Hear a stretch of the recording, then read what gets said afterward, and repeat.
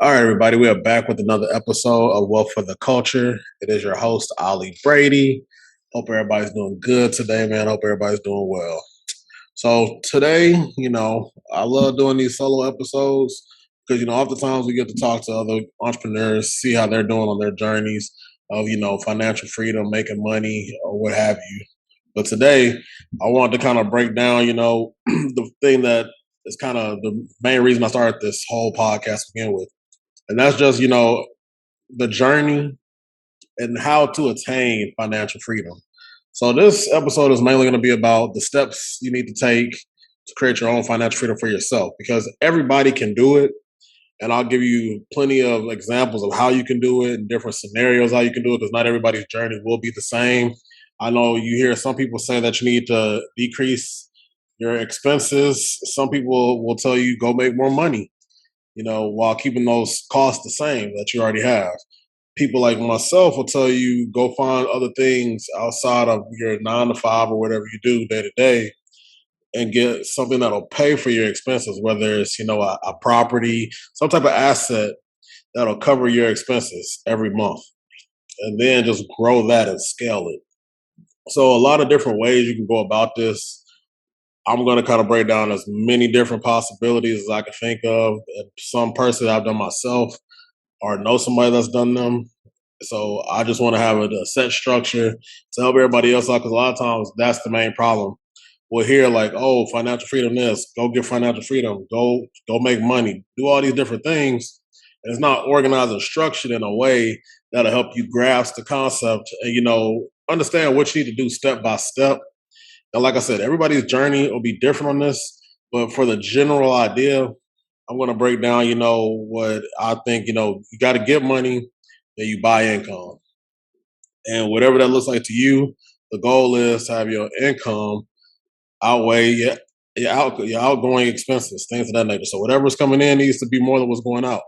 And once you match it to where you replace your 9 to 5, that's when you hit that financial freedom where you can go do whatever you want to do.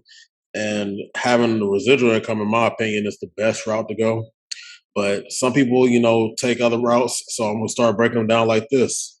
So the first thing is first, I was gonna say, increase your income, decrease your expenses. So what does that look like? That may look like you paying off your car or turning your car into an asset and doing Turo like I do. I've been able to take Turo and cover my car note and my insurance every month and make a few $100s on top of that since I started back in the summertime. So these things, like even right now during the slow season, I'm still able to attain, achieve this, and I document it through social media, Instagram, Twitter, YouTube, all of that. So it's out there, documented for y'all. I've kind of gave y'all a blueprint. Even if you don't want to go out and buy your own cars, I've kind of provided a method that I haven't seen nobody do that's specific to just using your personal car and doing arbitrage. It takes a little bit more work, takes a little bit more strategic planning, but it's possible and it's something that's achievable and attainable. But just taking a step back further from decreasing the expenses or figuring out ways to supplement expenses, the thing to me that you need to do first, and a lot of us don't like to do it, understand how much money you got coming in and how much money needs to go out. So simply just get a budget. A lot of people are afraid to get a budget, especially in the Black community. They don't want to sit there and actually, address like, oh, how much am I actually bringing in versus how much is going out, because it'll probably scare them. Because more times than not, a lot of us have expenses that are higher than our income, and so now we're hustling backwards. We're trying to figure out ways to, be like, oh, well, how do I make up for this? When in the actuality is we're living outside of our means. And more importantly, when you're trying to get on this journey, to achieving financial freedom, you want to try to figure out a way to live as frugal as possible. You can still enjoy enjoy your life and all that, but find ways not to waste money on, frivolous things. And like I said, you can still enjoy life. I do it. I know other people that do it.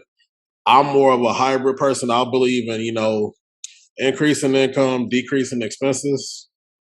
And I when I say decreasing expenses, I mean, far as when I increase that income, these are going to be assets I'm buying. So I'm basically getting money and I'm going out and buying income. So I'm buying something where I might spend, $1,000 on something that'll bring me $100 a month. While in the beginning it doesn't look like much. Well, guess what? I made my $1,000 back in a 10-month time frame, and now I still have $100 a month coming in. You might not be like, okay, that $100 isn't nothing special. It ain't that big a deal, but that $100 can cover, some type of small bill you have around your, daily expenses. Whether it's a cell phone bill, maybe it's electricity, maybe it's a combination of the both. Your cell phone and electricity, or your internet might all just come out to a little over $100. I don't know, but it's just little things like that when you shift your mentality of thinking. It's like, well, man, now you've eliminated, one little thing or one investment, whether it's a dividend stock, doing cryptocurrency and staking and being able to borrow against that, but you're still increasing your profits over time. And now you can take that money from a loan that you use backed by your crypto to go and invest into something else that's going to generate you more income. So now you have two outlets of income. So it's just different things to think about. But the first thing first, before you even go buy income, you gotta have the money to buy income. So with that being said, you gotta understand how much money you got coming in versus how much you got going out, and that's where a budget comes into place. You need to lay that all out on the line. I mean, if I'm talking about lay out your, all your trips that you want to take, all of that stuff, have that stuff structured out and set out. That way you don't have no surprises. And it may seem like a tedious thing to do and be a little bit too much to do, but it's not. It's necessary on this because if you don't have an idea of what's going in and what's coming out, then what the heck is what's really going on? You don't know. For me, I understand what's coming in monthly. I understand what's going out. Now, if you don't stick to the budget all the time, that's okay because most times or not, you should have cushion or you should have some type of fund that you set aside because you whether you're paying yourself first. I like to do that. When I get paid, I give myself a set amount of money every paycheck. I have a 9 to 5, so I'll pay myself first. Now, what I use that for is whatever I want to use it for. And when it's gone, it's gone. If I choose to invest it, which normally is what I do, I put it into stocks or crypto. I sat down. I even got to a point where I was like, you know what? I'm going to build up an emergency fund. I only did 3 months expenses, but that's fine. Now I got 3 months expenses set to the side. I chose to take out a loan against my 401k to go do a real estate investment play that paid me back in 6 months. Now I have another set amount of funds that's going to allow me to go start a business in the next month or two. So it's just about structuring different things where while it didn't look attainable, 2 years ago, I would have been like, man, I don't know what's going to happen. I want to be rich, but I don't know how. I don't know what it looks like, none of that. And now, I'm starting to see things come to fruition. I'm starting to get closer to goals that I set that at the time they were pretty big. They didn't seem too attainable in the time frame I set. But now I'm starting to see that, over time, consistency is what's going to drive that to fruition. And so these are just things I like people to think about because it all starts again when we go back to a budget. Because if you have goals that you set, none of it matters if you don't have the means to attain those goals. And when we're talking about finances, you need to be able to have a budget that'll help you attain that. So I just say start off with a budget because that's where it all starts. You got to understand what's going on. It's like when you run a business. If you don't know your numbers, if you don't know what's going in coming out, you mess around and you end up going bankrupt or having to dissolve the business and get rid of it. So you got to treat your income, your finances, just like it's a business. So at the end of the day, start focusing in on what's coming in, what's going out. Now, I mentioned earlier, increasing income. Like a lot of people think that, oh, it's just about living frugal, being a minimalist, not spending no money on nothing, living in a dump, driving a beat down car. While you can do that, it's another avenue to this as well. Or you could do a combination of things. You can be increasing your income, whether it's looking at side hustles or different assets that are going to generate you income.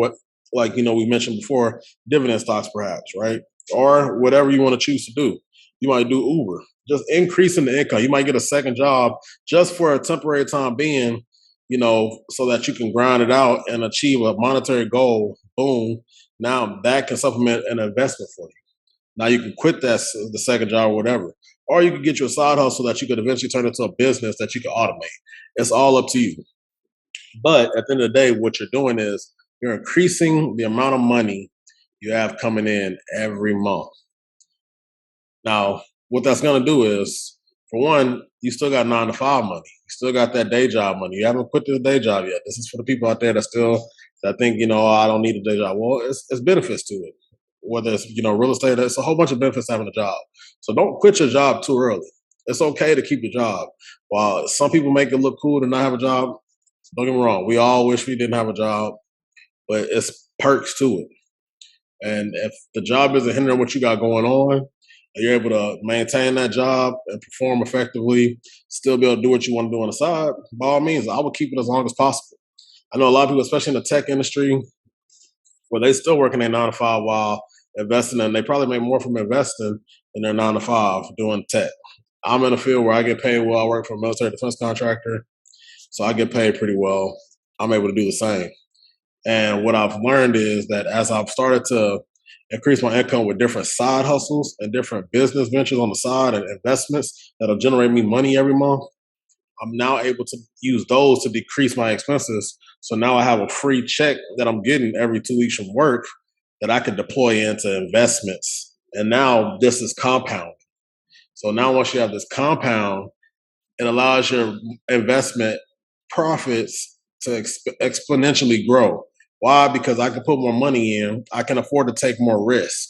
And this risk is also minimized because you have something to subsidize it. You have something coming in that'll offset everything. So that's why I think it's important. First you start off getting a budget and understanding of finances, but now that you understand your finances, let's go ahead and take it a step further. Let's start taking this money that we're having, we're increasing our income with side hustles. The side hustle money is covering expenses. So now we have a little bit more leeway with the amount of money we're bringing in every month to go and do other things. So I think people should take that into consideration. It's not always about being frugal. Some people say I live frugal. I just live, moderately. I try to keep a check, what I got going on. And sometimes you're gonna have to sacrifice. That's part of the game, man. You got to live now, live like no one else now, so you can do what others ain't gonna be able to do later. And that's just, how it goes. And that's just sometimes what you got to do, and it's a sacrifice at times. But you sacrifice now, I promise you it'll be worth it later on. And 1 year, I promise you, 1 year could change your whole life. So 1 year just focusing in, grinding will change your whole life. But we mentioned side hustles and things of that nature. But let's talk about different ways that you can go about covering expenses, right? So before you even get to the full time entrepreneur, if that's your path you choose, or you want to be the investor, whatever, we have the cash flow quadrant, right? Before you get to that BNI side, which is the business owner and investor side, you have to figure out how you're going to transition from that employee and self-employed side. But to start off, there's numerous ways that you can actively work towards, covering your expenses per se, while working on the path to the investor and business owner. That's what you choose. If you're lazy and you're lazy, it's okay. Go buy you some income. Put in some work, grind for a couple years, buy up as much income as you can, so you can, go be lazy like you want to be. Some people like to grind. Some people just like to figure out ways to make money, so put them in a better situation than what they're accustomed to. So it's multiple ways we can do this. So a lot of people talk about the main one, your 9 to 5. So go get you. Now, when I say 9 to 5, be strategic with it. So those of you that are younger, that's thinking about going to college, those of you that are maybe in college, even those of you that's graduating and done, or you said forget it and went into the workforce. It's ways to do these things, and you could go back if you said forget it, and you can get started if you don't. And the first route, well, you don't have to go this way. And if you look at anything I've talked about when it comes to college, you'll see that I'm saying it's an opportunity cost. I'm not telling you don't go, but it is opportunities there where you can go learn a high income skill. Also, recently I've kind of changed my perspective on going into the military, even because it almost, after talking to numerous people that I know now, it's almost like a trade school per se, and you don't have any expenses. I mean, people could correct me if I'm wrong about that, but from what I've gathered from talking to a bunch of my friends that have, done the military route, they pay for your school, they teach you a skill. And at the end of the day, you want to learn a high income skill. That's the key to even going into the journey, right? Most people nowadays, what you hear a lot of is going into tech. I recommend it to anybody I know. I'm not personally in tech. I'm in management, but I think tech, is probably the best route to go right now. Tech, engineering, even business, man. Business management, I would say, is a cool thing to do as far as income goes. But when it talks about going to school, I don't think it's too necessary. There's certain things you can learn outside of it. And don't get me wrong, you can learn anything outside of school. But if you're going to choose to go the route of college, make it worth your while. If you're paying, $30,000 to go to college, make sure the job that you're coming out is paying you more than that. Make sure you're making it worth your while. You got people coming out of college getting cybersecurity degrees, computer science degrees, different types of degrees in the tech industry that go off and make six figures. So to me, and that's fresh out, making between 80 to 100,000. That's a no brainer. It's worth it.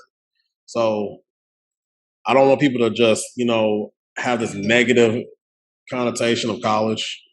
Now, don't get me wrong, you could do courses, you could maybe even find you a mentor, pay for it, you might have to pay for it, but it's an opportunity cost at all times. Think of it as you're investing into yourself.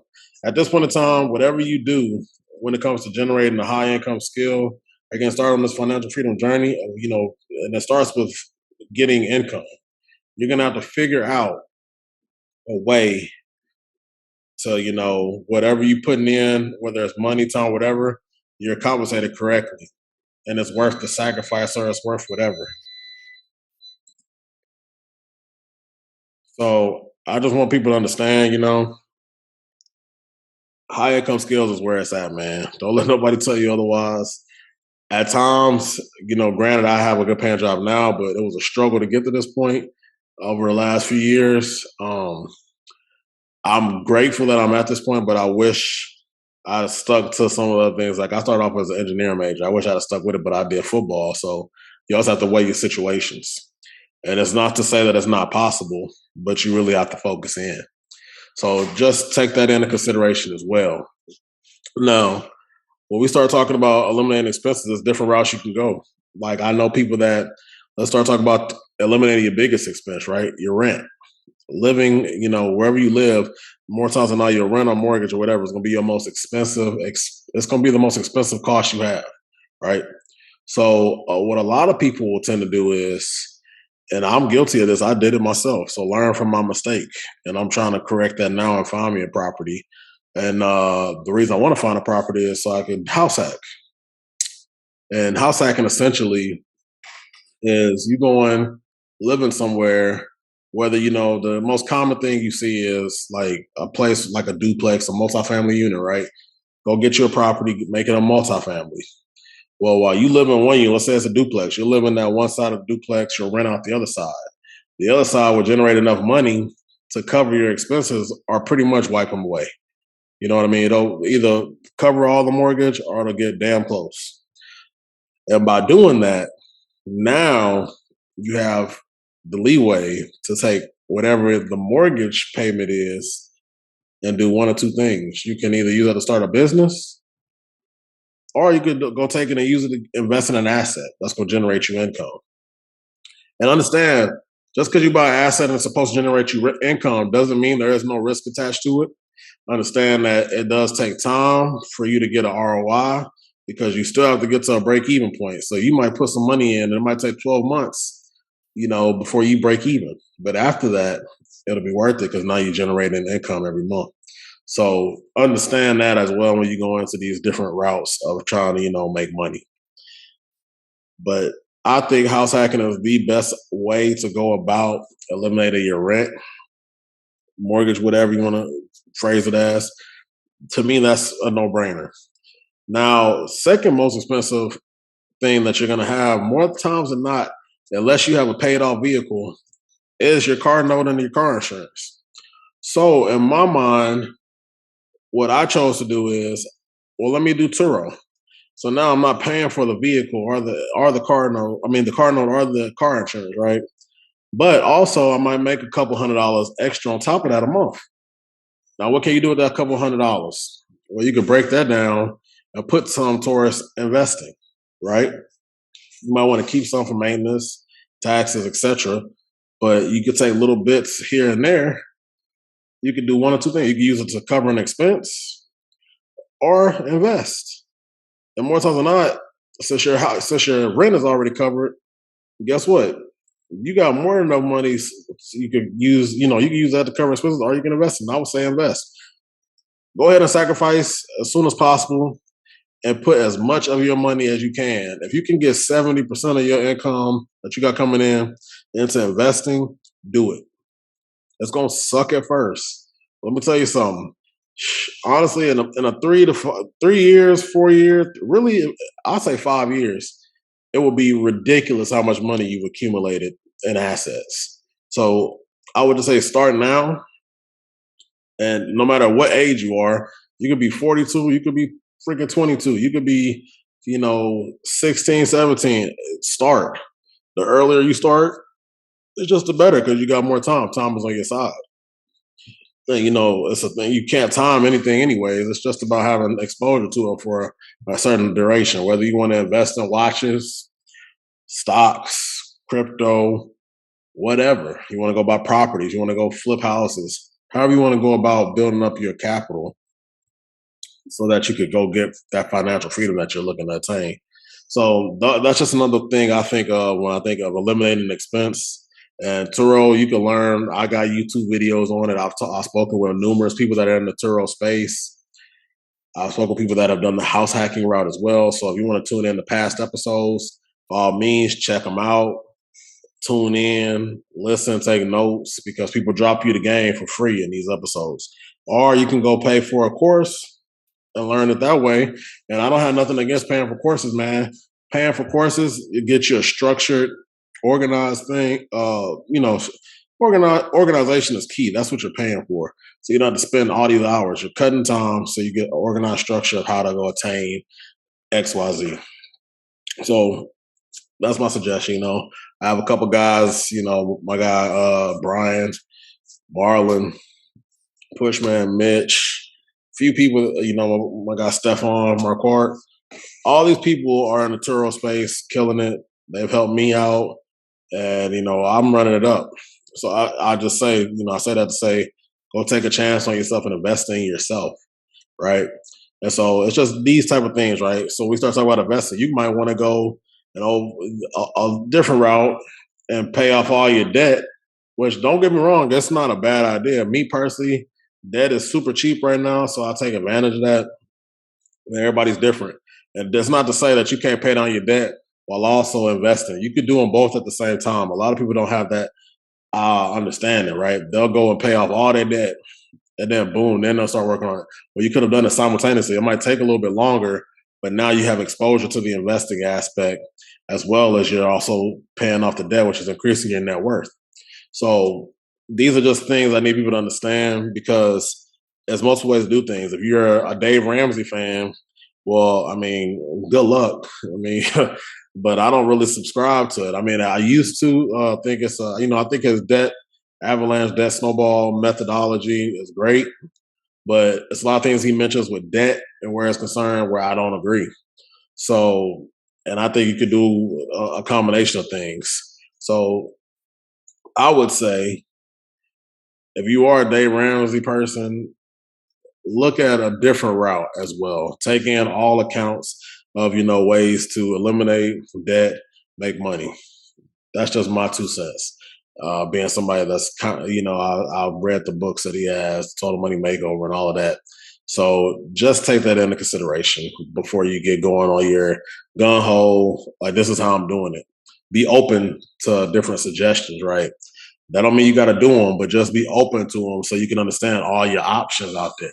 Because different options allow you different opportunities. So that's my thing on it. But I believe that that's the key.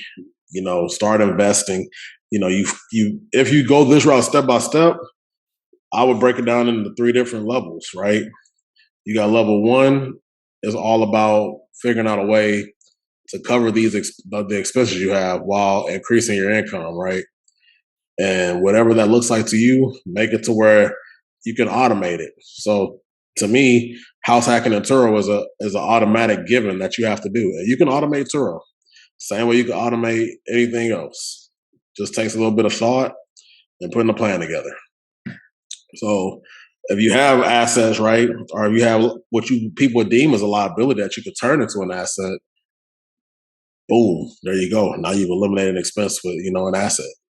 So that's why I say always be open to hearing things, because 5 years ago you wouldn't have been able. Nobody would have known that your car could not be a liability. That you could actually make money on the car, make four figures plus a month off of a vehicle, because other people want to rent it because they got stuff they need to do. So you ain't always got to be the consumer. Be somebody that provides a solution to a problem. If you can provide a solution to a problem, you'll never be short of money. I guarantee you. I promise you. So these are just different routes, right? So another route you could take besides investing, you can start a business.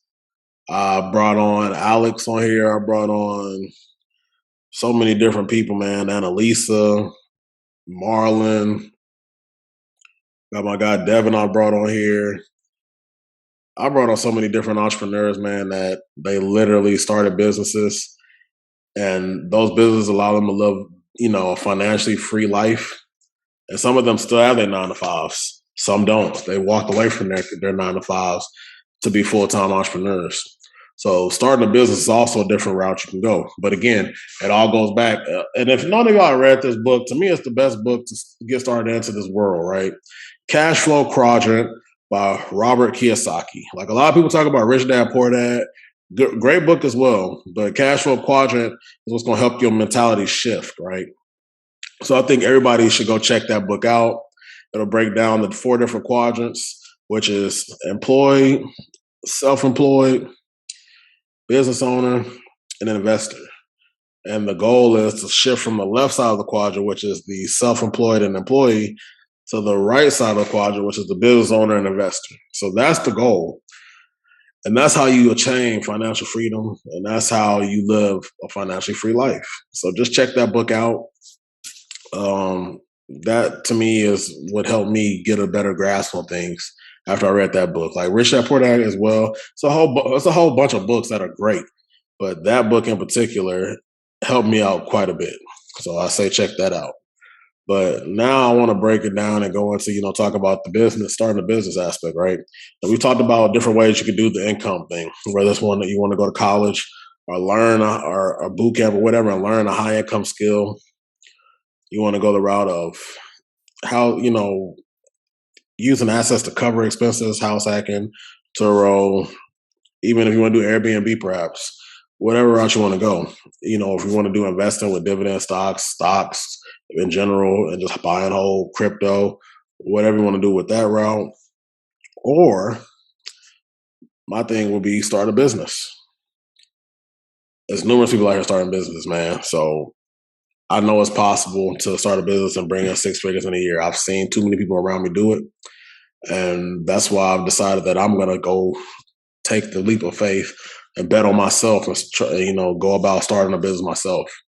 And my route of doing it, I bought a course and I'm going to follow that course. That course gives me a step-by-step breakdown. It's actually the Harmonies course. They teach people how to start cleaning businesses. Check it out. I don't know what the cost is of it now, but either way it goes, I can guarantee you this. The cost that it is well worth it. I don't think I've seen a better course. They literally break down step by step everything you need to do, how to handle every scenario, and all that. So it's no shortage of information or none of that. So check it out. The Harmony, shout out to them. That course is amazing. So now, we've talked about level one, which is, figuring out a way to eliminate your expenses with assets or whatever, right? So now that you figure that out, now we can go to level 2, where you're not financially free, but you have enough money coming in from assets to cover your expenses. So now you got options. You can step away from the 9 to 5. You can go live life the way you want to live it, right? And then when you get to that third level, the world is your oyster, man. You can do what you please when you want. You have your time freedom. You've automated everything to a point where you don't have to worry about nothing anymore. It's on autopilot.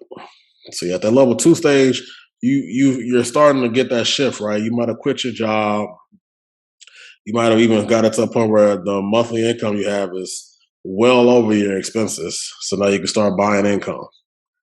But when you get to level 3, that's when it's over for me. To me, there's 3 levels to this. Some people might beg to differ. That's me. So I just want people to understand that. Think about this strategically. But that is my step by step on, how we go about attaining financial freedom. We got to start off evaluating our situation and our finances first. If you already have a job or whatever, if you're not out working yet, find something that's going to pay you well. I don't care what nobody says. The goal is to make money and make as much of it as possible while you're on this journey. So find something that's going to pay you well, get you a high income skill. After that, go about eliminating these expenses through assets. And then once you get to that point, you have other options of investing, starting a business, however you want to go about it, so that you can get on that right side of the cash flow quadrant and go skyrocket, man. Because once you get to that right side, it's exponential growth, man. I'm telling you, it's crazy. Like, I set out to, quit my job by 30. I still got 2 years left to do that. And it's at this point, it's looking very promising. So all I got to do at this point is what a lot of people fail to do, and that's stay consistent. Consistency is going to trump everything going on with this. If you're not consistent, man, so forget about it. So understand that. Man, I appreciate y'all, man. Appreciate y'all tuning in every week. My numbers are very consistent, and I appreciate that because now I have some loyal people that's tuning in weekly. Do me a favor though, for those of y'all out there, man, that listen, especially those of y'all that watch on YouTube or listen in on Apple Podcasts, do your boy a favor. Leave a review. Leave us a 5-star review, man. Leave me a 5-star review, man, if I'm helping you out in any way. I appreciate all your feedback. I love reading. I get messages on Instagram mostly about it. But do me a favor, y'all to send me the Instagram DMs. Go on Apple Podcasts and leave a review, with that same message. I really appreciate it. It doesn't go unnoticed. It also helps with the dang podcast algorithm that I don't even, it just, everything has an algorithm to it. And that helps out a lot. And I definitely appreciate all y'all's help with that. So thank you. I want to thank all y'all that tune in, man. I started this a little over a year ago, just trying to help out one person. And, we have over like 5,000 downloads or something like that. So to me, that's huge because I didn't know what to expect when I got this going. So I want to thank everybody for that. And I hope that this episode will help you get started on your financial freedom journey, but also give you some type of structure to it. I'll also start making YouTube videos over this to go deeper into each subject that I mentioned here. And I plan on trying to drop, a whole bunch of stuff now that I have a better work schedule. So it's a lot more balance for me work-life wise. That just started. So shout out to that. And due to that, now I'm about to pump out this content like crazy and make y'all sick of me. Or, y'all will just love it and keep pressing for more. So I'm hoping that it's the latter. And I look forward to helping everybody out, man. I appreciate y'all for tuning in to another episode of Wealth for the Culture. And like we always say on this podcast, man, what good is success if everyone around you is still struggling? So each one reach one, each one teach one, man. And we are out.